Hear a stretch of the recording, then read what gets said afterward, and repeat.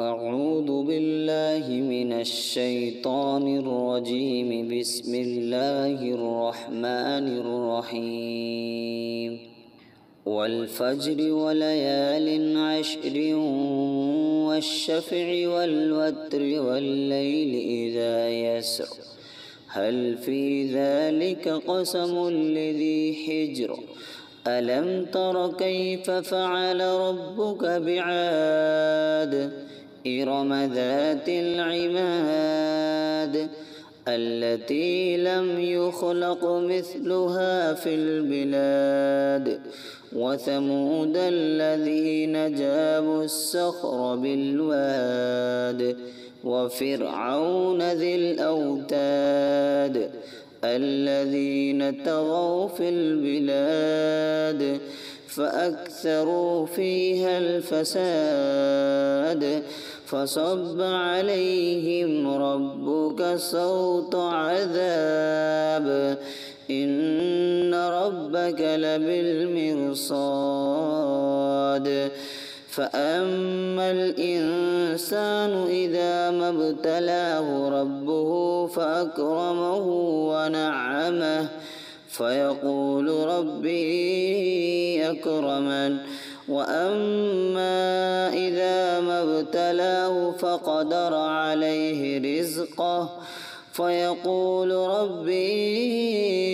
أهانن كلا بل لا تكرمون اليتيم ولا تحاضون على طعام المسكين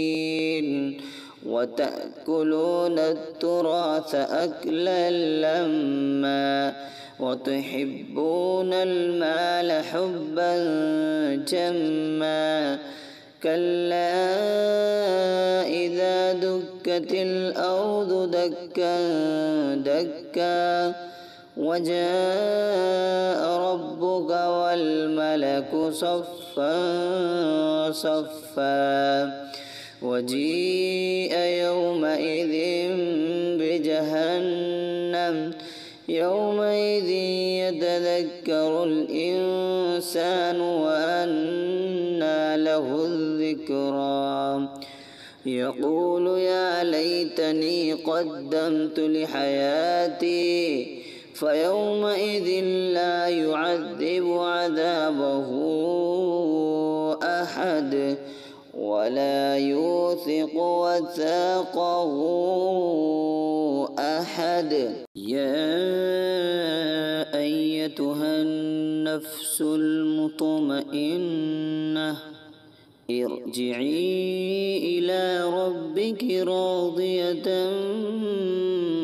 مرضية فادخلي في عبادي وادخلي جنتي.